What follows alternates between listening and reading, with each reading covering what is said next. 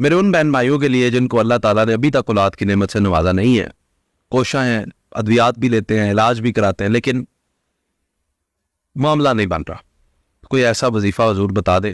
اچھا بعض اوقات ان کے حمل ہو بھی جاتا ہے لیکن بچے ضائع ہو جاتے ہیں یا کوئی ایسا معاملہ ہو جاتا ہے.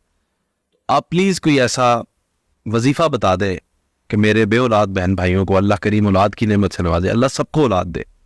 کوئی ایسا وظیفہ میں تھوڑا سا آپ کا ٹائم لوں گا یہاں پہ، میں چونکہ بات کو کھولوں گا. کھولیں. ٹھیک ہے. یہ بڑا آزمودہ عمل ہے اور میں نے جس کے لیے بھی کیا ہے اللہ نے اس کے لیے فضل فرمایا ہے. بہت کم لوگ ہیں جو محروم رہے ہیں، ورنہ اللہ نے سب کو عطا فرمایا ہے.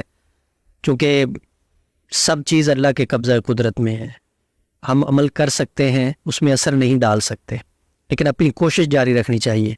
بہت سارے لوگوں کو اللہ نے فائدہ دیا ہے، ان کی گود کو بھرا ہے اس عمل سے. جس بہن اور بھائی میاں بیوی کو اگر اولاد نہیں ہوئی تو وہ یہ عمل کرے. ایک انار لینا ہے، بڑے والا جو لال انار ہوتا ہے، 1 پاؤ کشمش، 1 پاؤ بھنے ہوئے چنے اور 21 چھہارے، یہ 4 چیزیں لے لینی ہے. انار کو چھری سے اوپر سے تھوڑا سا کاٹنا ہے، پھر اس کے 4 ٹکڑے کرنے ہیں، 4 حصے. اس طرح اس کو کرنا ہے جیسے گلاب کا پھول ہوتا ہے، اوپر سے کھلا ہوتا اور نیچے سے نہیں ٹوٹا ہوتا. اسی طرح انار اوپر سے کھلا ہو، نیچے سے ٹوٹا نہ ہو. اس کو سامنے رکھ لینا ہے. کشمش اور بھنے ہوئے چنے بھی سامنے رکھ لینے ہیں اور 21 چھہارے بھی سامنے رکھ لینے. خود کر لیں، کسی سے کروا دیں. سورہ یاسین کی تلاوت شروع کر دیں. پہلی مبین پہ پہنچنا ہے، پھونک لگانی ہے ان چیزوں پہ بھی، اپنے آپ پہ بھی، میاں بیوی مطلب دونوں پہ. پھر سورت کو نئے سرے سے شروع کرنا ہے دوسری مبین پہ. سورہ یاسین کو 1 مرتبہ 7 مبینوں کے ساتھ پڑھنا ہے. پڑھنے کے بعد انار کے 2 حصے خامد کھائے گا، 2 حصے بیوی کھائے گی. کشمش اور چنے ان کو مکس کر کے چھوٹے معصوم بچوں میں تقسیم کر دینے ہیں. پیچھے رہ جائیں گے چھہارے، 7 7 7 3 ماہ میں تقسیم کر لینے ہیں. 7 چھہارے 1 ماہ میں کھانے ہیں.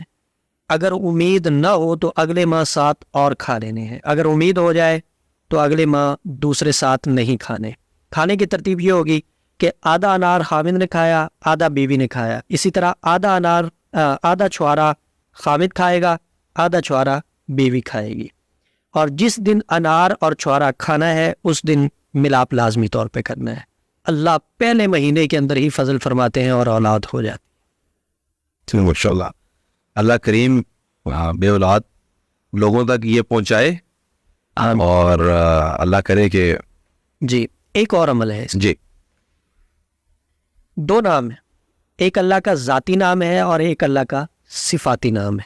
اللہ الرحمن، دونوں نام لکھنے ہیں. لکھنے کی ترتیب یہ ہوگی کہ کاغذ کے اوپر الگ الگ حرف لکھنا ہے. ایک کاغذ کے اوپر لکھا اللہ، پھر لام، پھر لام، پھر ہا، پھر الف لام را ہا میم نون. یعنی ان 2 ناموں لفظوں کے 2 ناموں کے الگ الگ حرف لکھنے ہیں ایک ایک کاغذ پر، اور ان کو پانی میں گھول کے عورت کو پلانا ہے جو بچے کی خواہش مند ہے. پلانے کے بعد پھر قرآن پاک کی آیت ہے جو حضرت زکریا علیہ السلام نے دعا مانگی تھی اللہ تعالیٰ سے، رب ہب لی من لدنک ذریۃ طیبہ انک سمیع الدعاء. اللہ رب اس کا ورد رکھنا ہے، اللہ رب العزت اولاد عطا فرمائے. جزاکم اللہ خیر مفتی صاحب. دوسرا سوال تھا آپ کا جی کہ بچے ضائع ہو جاتے ہیں. ہاں.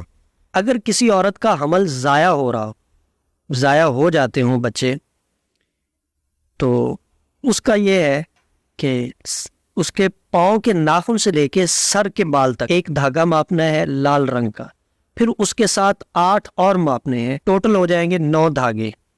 ان 9 دھاگوں کے اوپر سورہ والطارق کو پڑھنا ہے 11 مرتبہ. ایک مرتبہ پڑھنا ہے، گرہ لگا دینی ہے، دوسری مرتبہ پڑھنا ہے، گرہ لگا دینی ہے، تیسری مرتبہ پڑھنا ہے، گرہ لگا دینی ہے. 11 گرے لگا کے اس کو عورت کی کمر میں باندھ دینا ہے. بچہ پیدا ہوگا، جیسے ہی بچہ پیدا ہوگا اس کو اتار کے بچے کے گلے میں ڈال دینا ہے. بچہ نہ تو حمل ضائع ہوگا اور نہ بچہ پیدا ہونے کے بعد، اکثر بچے یہ ہوتے ہیں کہ پیدا ہونے کے بعد سوکھنا شروع ہو جاتے ہیں، پھر وہ مر جاتے ہیں. بچہ سوکھے گا بھی نہیں اور بچہ مرے گا بھی نہیں. اللہ اس کی حفاظت فرمائیں گے.